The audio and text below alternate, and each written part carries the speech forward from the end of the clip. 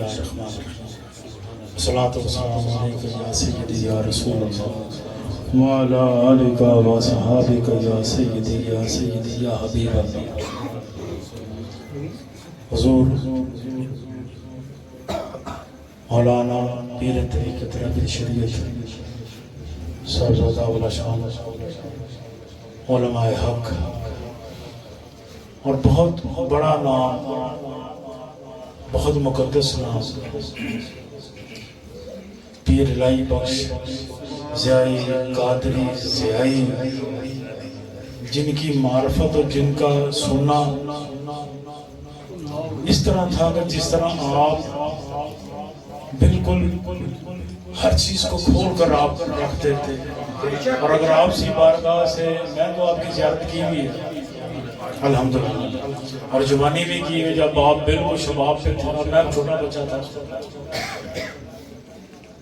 تو بڑے ہی وہ مقدس ہستی، بڑے بزرگ ہمارے جب بھی بولے حق پہ بولے اور بڑے بے باک ہو کے بولے، اور عشق مصطفیٰ صلی اللہ علیہ وسلم کے جب وہ گرجے تو منافقوں کے ایوانوں میں اور ان کے محلات لرز اٹھا۔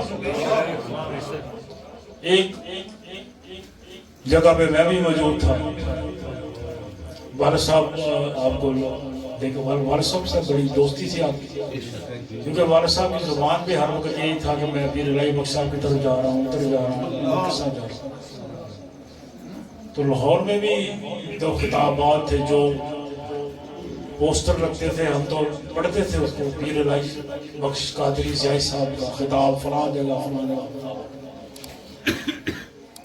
تو وہ اس مناظرے کا حال یہ تھا کہ کلاشن کوفیں تیار تھی، مناظرہ دیوبند بھی بڑے تیار تھے، اور ہمارے جو والد صاحب کے دو بھتیجے بنے ہوئے رشتہ دار وہ بھی تیار تھے، ڈنڈے دونوں طرف تیار ہیں۔ اتنے میں مسجد میں داخل ہوتا ہوں تو میں دیکھتا ہوں کہ بڑا معاملہ گرم ہوا ہے، تو میں نے سوچا میں والد صاحب سے کہتا ہوں یہ برادری اپنی آپ میں بڑی گرمی ہو گئی ہے، باہر لوگ بڑے آپس میں گولیاں ڈال رہے ہیں، اور اس نے میرے سامنے جو بابی دیوبندی تھا اس نے کلاشن کو پلٹ مارا جب میں اندر داخل ہوا مسجد میں۔ لیکن والد صاحب نے کہا، والد صاحب اس وقت اتنے جلال میں تھے اور پیر صاحب اتنے جلال میں تھے کہ میں تو بول نہیں سکا، میں خاموش ہو گیا، میں بیٹھ گیا۔ تو بڑا ہی، لیکن آپ نے برحق بات کی، اور آپ اس وقت آپ کامیاب ہو رہے تھے۔ اب جب آپ کامیاب ہو رہے تھے تو ان کے بعد دلیلیں ختم ہو گئی، اب انہوں نے گالیاں نکالنی شروع کر دی، بجائے وہ اس بات پہ آئے کہ بات کو مانے، مانا نہیں انہوں نے، ماننے کی بجائے انہوں نے گالی نکالنی شروع کر دی اور لڑائی شروع ہو گئی۔ تو میرے جو والد صاحب کے جو مشیرہ کے بیٹے تھے وہ بڑے جوان ہیں، تو انہوں نے کہا نکلو یہاں سے، پھر تو ان کو نکالا، اور ان کو پھر وہ جب وہ بولے تو پھر یہ بھاگے وہاں پہ، کیونکہ انہوں نے کہا کہ اب آپ جو بات کر رہے ہیں اس کا جواب وہ دے رہے ہیں، تو اب آپ کا پاس جواب ہی نہیں۔ اتنے متبرک ہستی تھی وہ، اور آپ کے صاحبزادہ ہمیں تو جب سے محبوب علی صاحب آپ ملے اور آپ کی زیارت ہوئی ہے تو میں محفلوں کو لطف آنے لگا، پہلے بھی سرکار پیر مسلم کی نسبت تھی، لیکن جب سے بابا جی ملے ہیں تو کمال ہو گیا۔ اور بابا جی کی شاید کم بندے پہچانے، بابا جی بڑے ہی فناف رسول ہے اور عاشق مصطفیٰ صلی اللہ علیہ وسلم ہے، اور اس دور کے اندر ایک بڑی نعمت اللہ نے عطا فرمائی ہے۔ تو ابھی دوست نے وہ ناشرک بڑی، میں صرف وہ حاضری کے لیے بابا جی نے فرمایا تو میں کھڑا ہو گیا کہ حضور بڑے لاجواب ہیں۔ نبی کریم رؤوف الرحیم آقا مدنی تاجدار، اس طرح بابا جی فرماتے انہیں جانا، انہیں مانا، نہ رکھا غیر سے کام، للہ الحمد میں دنیا سے مسلمان گیا۔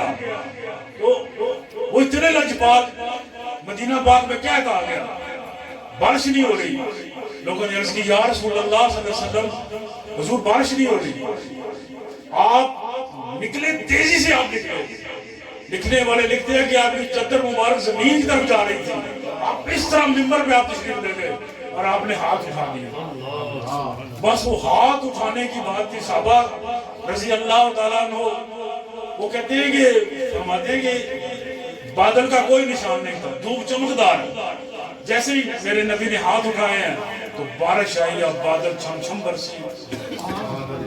تو قیامت کا منظر ہے. بس میں سرکار کی وہ بات کر کے نبی کریم صلی اللہ علیہ وسلم کی بارگاہ میں آدم علیہ السلام عرض کریں گے اے نبی مہربان آپ کی امتی کو ایک امتی کو دوزخ کی طرف لے جایا جا رہا ہے, آپ تیزی سے جائیں گے. آپ میزان والوں سے فرمائیں گے دوبارہ وزن کرو. میزان والے دوبارہ وزن شروع کر دیں گے. نبی کریم صلی اللہ علیہ وسلم اپنی طرف سے ایک پرچی نکال کے اس میزان پہ رکھ دیں گے. اب آپ فرمائیں گے اب دوبارہ وزن کرو, دوبارہ وزن ہوگا. تو وہ جو وزن ان کے نیک اعمال ہے وہ بڑھ جائے گا. تو لکھنے والے لکھتے ہیں کہ وہاں نبی کریم صلی اللہ علیہ وسلم درود پاک رکھی ہے.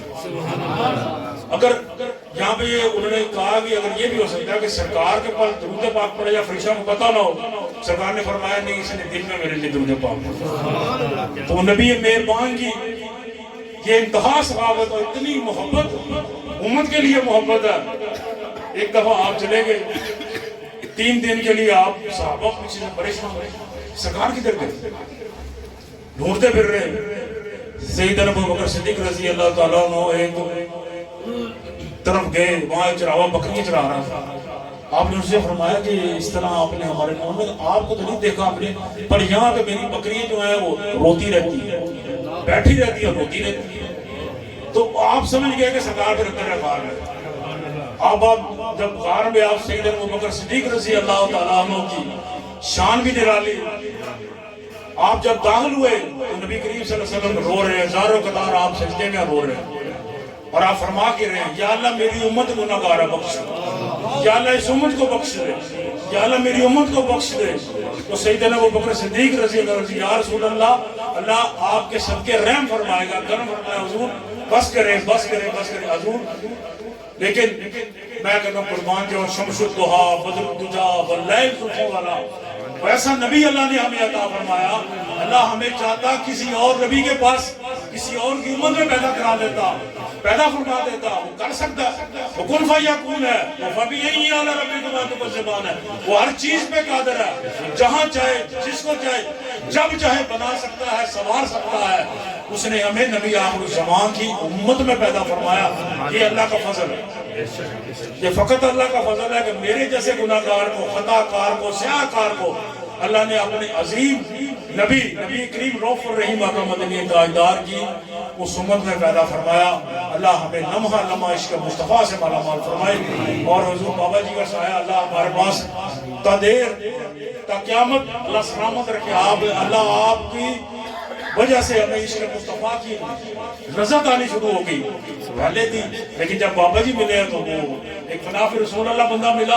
جو فنافی رسول اللہ بندہ ہوگا تو وہ بات بھی اپنے نبی کی کریں گے. ہر بات میں ہر ادا میں عشق مصطفیٰ صلی اللہ علیہ وسلم کی جھلک ہے.